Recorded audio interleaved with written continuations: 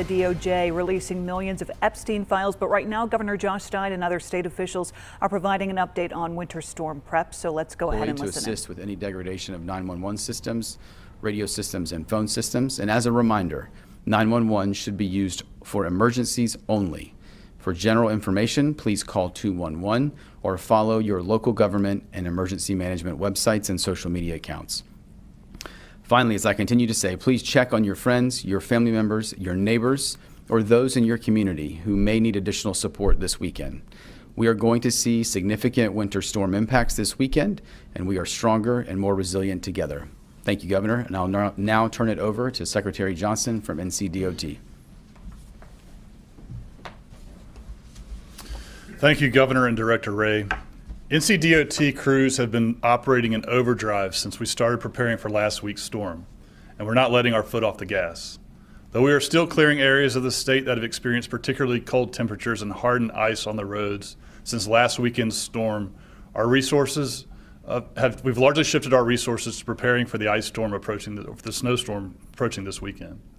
We're closely watching this storm. The latest forecast shows that this storm will have statewide impacts on the transportation system and carries the potential for severe impacts on a significant portion of that system.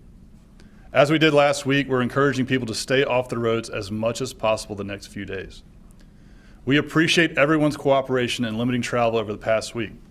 Because North Carolinians heeded the warnings last weekend, we had 0 traffic fatalities related to the storm, and for that, we are very grateful.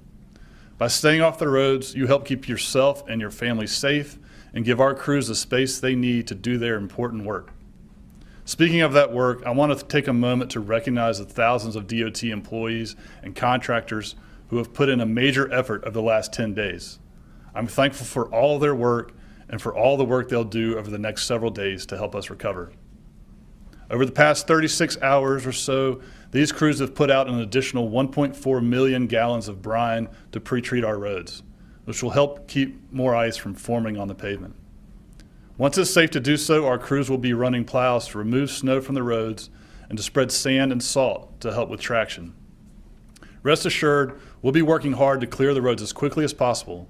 We ask for your patience as we work through the recovery, especially with more cold temperatures to come in the days ahead.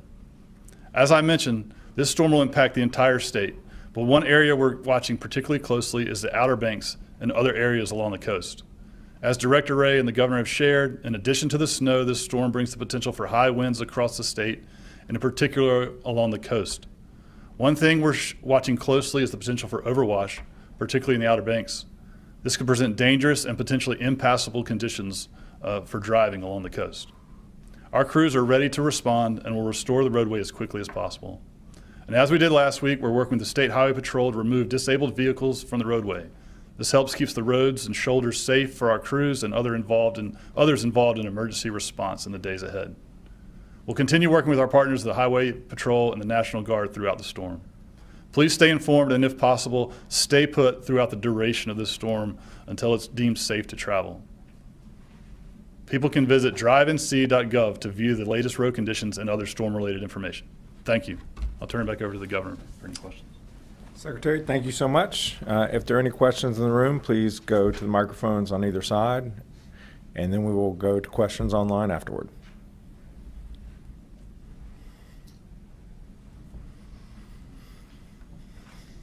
Hey, Adam Wagner from WNC.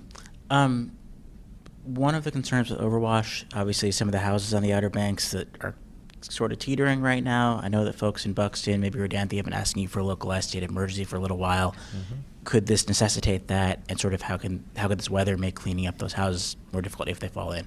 Yeah, the statewide emergency applies to the entirety of the state, including the Outer Banks and Buxton. Unfortunately, the declaration doesn't trigger any special assistance that's really relevant to them. What it does is enable us to move resources to help respond to emergencies. There is legislation in Congress sponsored by Congressman Murphy, which both Commissioner of Insurance Mike Causey and I have supported and have written to Congress in that support, which would enable the flood program, the National Flood Insurance Program, to actually buy out homes before they tumble into the ocean. then it creates an environmental mess, much smarter for us to try to remove those homes that are at risk of falling into the ocean before it does so.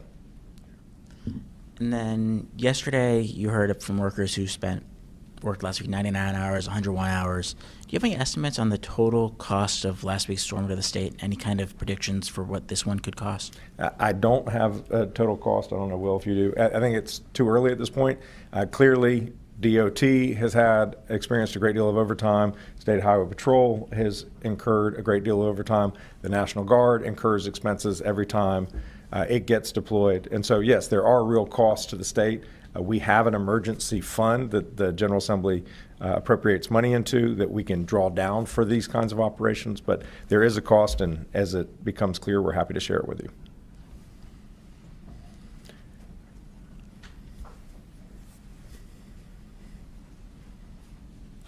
Hi, Governor. Christine Zhu with NC Newsline.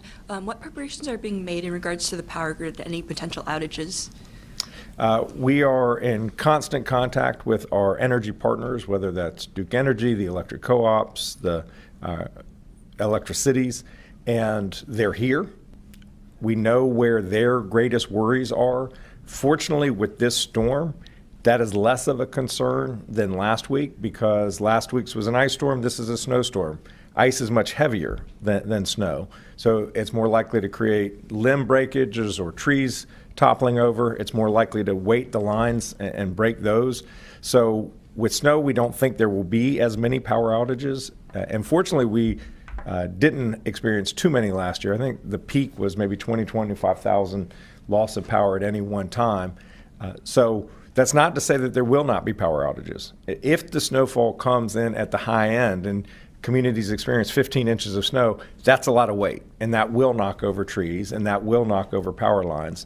It's just they call this a banded storm, where the snow is going to come in bands. It's not going to be uniform across an entire county. You may have one town in the county that has 12, 15 inches if it's heavy, and another may have 6 or 7 or 8. And so it will be localized. I know that our utility partners are ready to go.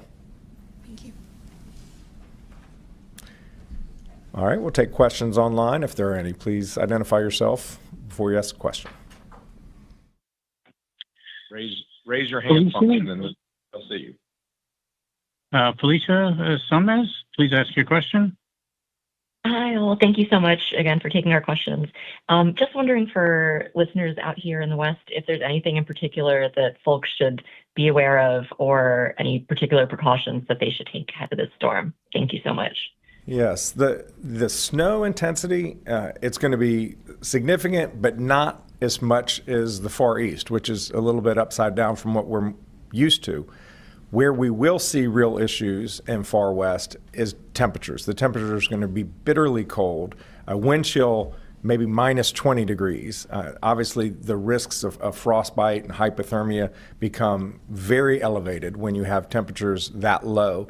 So folks just need to not be outside if they possibly can. And if they are outside, make sure that you are well dressed, wearing lots of leathers and covering all exposed skin. If you have to drive and there is snow, make sure that you have a safety package in the car with you, because if you run off the road in temperatures like that, it can be very dangerous. Question? There are no more questions online. Very good. Thank you all very much.